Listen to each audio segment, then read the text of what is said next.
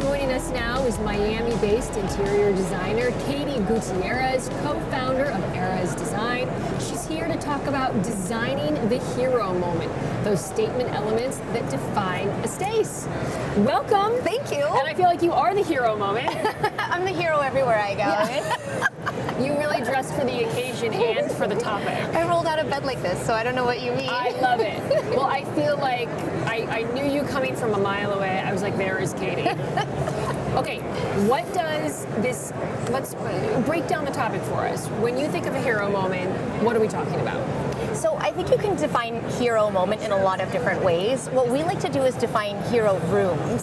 For us, that's the juicy, fun part about design. The way that we approach it is through our special philosophy we call biographical design. Okay. It's almost a scientific method of the way that we approach design, which is getting to know our clients' literal biographies. Like, one of the first questions I love to ask is, what was life like when you were born? No way. And we deep dive into their biography. We pull out key pieces from it and then match those with design principles so that we can create a home that really speaks about not only their past but their present and future and what they want to be cultivating.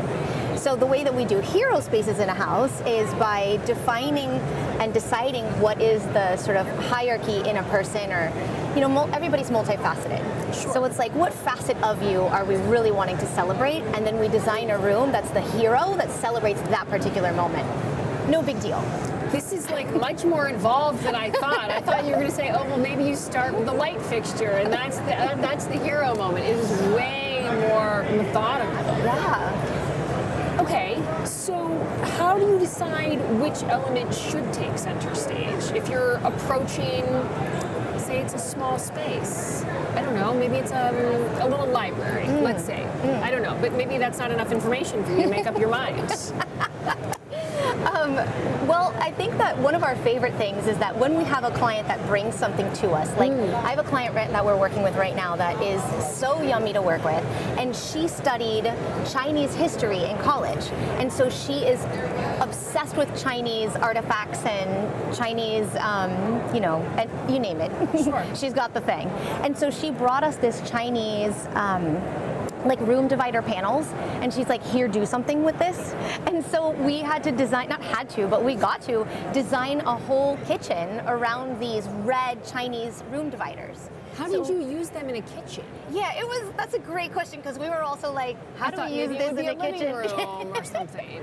Well, what we did was we designed and built a curved wall that could take all the red Chinese panels and make a curved wall behind a curved banquette at the kitchen table. Oh, pretty. And then the rest of the kitchen was designed sort of subservient to those red panels. So we did not do the traditional hero chandelier above the island. We actually only did architectural lighting that spotlighted onto the island. So there's no chandelier, so that the screens were the thing that shined in the room the most. So sometimes the hero moment like reveals itself to you when you weren't necessarily looking for it. Exactly. Huh. Okay, so what do you think a mistake is that people might make when trying to create a focal point? Are people sometimes looking in the wrong places? I think that people rely too much on the focal point, and they, you know, don't do a lot of layering in the room. So the room almost becomes boring. Is it okay if I say that bad word? I think so. So the room becomes almost boring, and then they're like, well, I have the statement chandelier, and so now it's a great room. But I think a statement chandelier needs a statement room. Otherwise, it's this like screaming, almost like pimple on the face that you can't stop looking at. And nothing will work to cover it up. Exactly. So I think that the room should work in concert with whatever the statement piece is, so that everything works hand in hand. So how do you approach hero moments differently in kitchen and baths, hence why we're here at KBIS, compared to a living room or a bedroom? Yeah, so a kitchen and a bathroom are the rooms that are the workhorses of the house. True. They are the rooms where there's so much function, so much storage, and everything is designed very, very precisely. Like, some people really like a lot of spices, some people don't. Some people cook a lot, some people don't. Some people like baths, some people don't, and so on and so on. Right. So I think that what makes it more challenging to design those rooms is that it's got to be not only beautiful, but highly functional. Right. So how we work on hero pieces of the room is around what the main function that person does in the room. For example, we have a client who is a food blogger, and she's an influencer in the food cooking world. And so in her case, we really wanted to prioritize the arrangement of the kitchen and the organization of all the appliances so that she could be on camera for when she was cooking. Interesting. So we did a hyper intensive backsplash so that she could do like hyper intensive cooking. So I think it's about like how are you gonna use the space? What do you intend to get out of it? And then how do we design the focus to be around that? Do you have some people that are like, look, I don't cook, but I want a beautiful kitchen? Yeah, and I love those. I have one right now that we're doing no upper cabinets because they're like, I don't even like want to be. They're storing shoes in their cabinets. They don't need it for actual food or for anything. Exactly. It is funny because on Homeworthy we do profile some people who are like, I don't cook, but I have this like very fancy range because it's, you know, it makes the room beautiful. Right.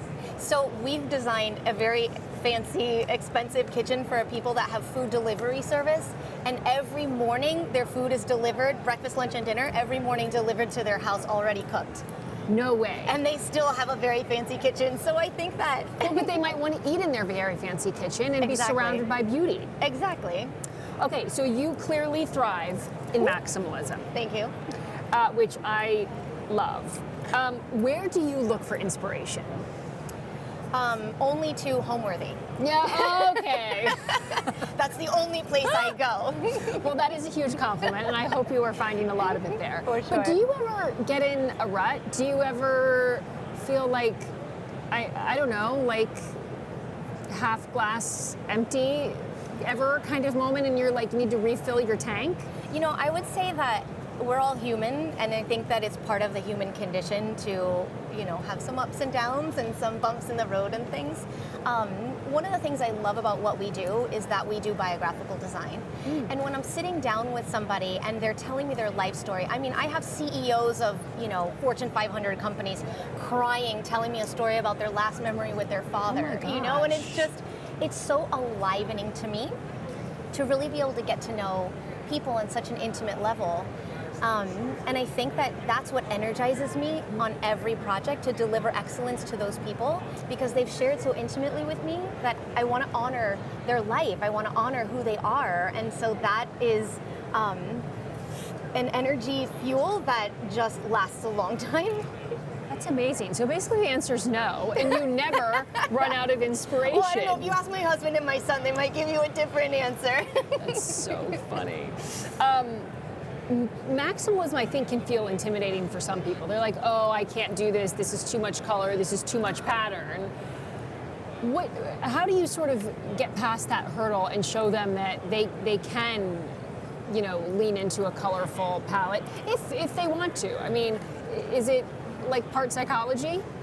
It's always part psychology. I think that when I am approached like that, I always take the time to deepen into the why of where they're coming from with that. Sometimes people say like, oh, well, because resale value. And I'm like, okay, but you just told me you're gonna live here 30 years at least, you know? So I ask why they're coming, you know, why they're saying those kinds of things, where they're coming from with that fear-based question. And when we take a client through the biographical reflection, which is after we meet with them, we understand about their life story and who they are, we make a reflection to them. And that's like, based on who you said you are and where you've come from, we put together a color palette, material palette, and pattern palette based on the who you are of what we've learned. When we do that, then our clients are able to understand why we're suggesting a colorful kitchen or why we're suggesting a patterned wall. It's because of something about who they are. I had clients once that were graphic designers, and they asked me to do a trendy white kitchen good for resale value.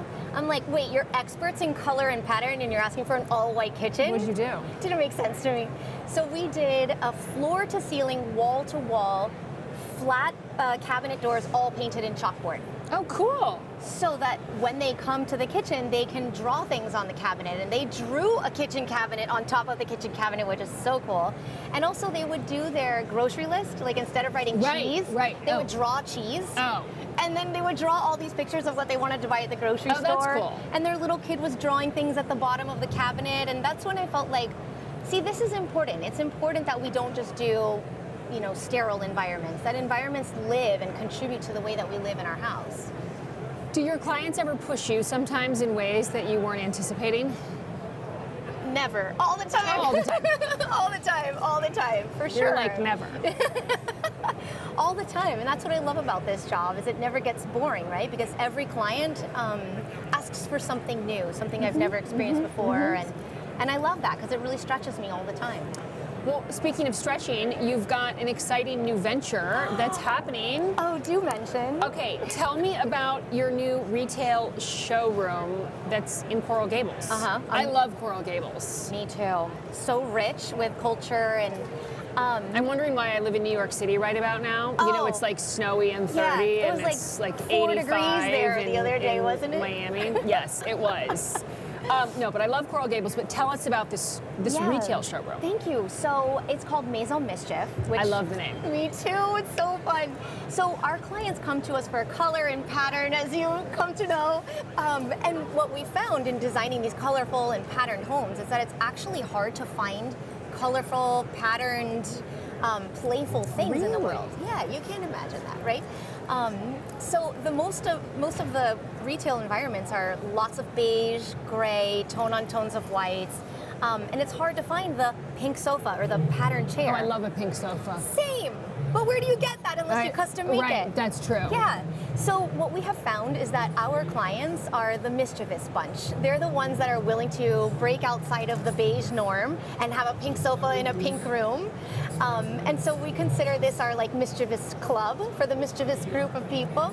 So we wanted the store to play with that, to be the mischievous I store. think we might have a rendering, possibly, Lily. Do we have Maison Mischief? She might try and bring it up. But how did you come up with the name?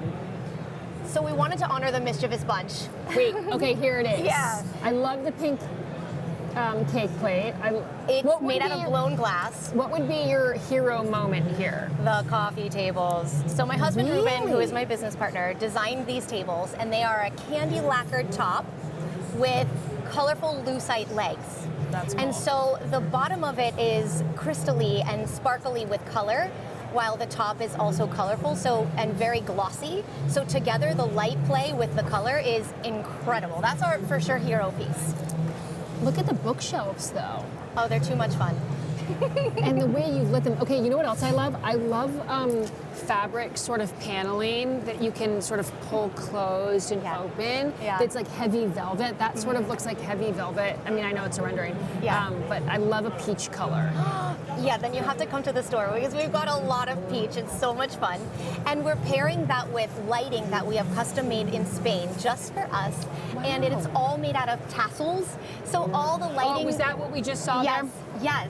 So all the lighting plays with the wind, if you will, and you can run your fingers through it and it just changes and it's very dynamic because it's always moving because the fringe is like quivering and it's so much fun. Okay, do you ever wear black? Or like brown or like neutral colors? Ever? No. No, No, I'm you don't. kidding. No, I do sometimes, of course. No, but I love it. I just think that this Thank is you. so fabulous. Thank And I you. think that, you know, embracing color is just a really happy way to live. I think that there's no... I love neutrals too.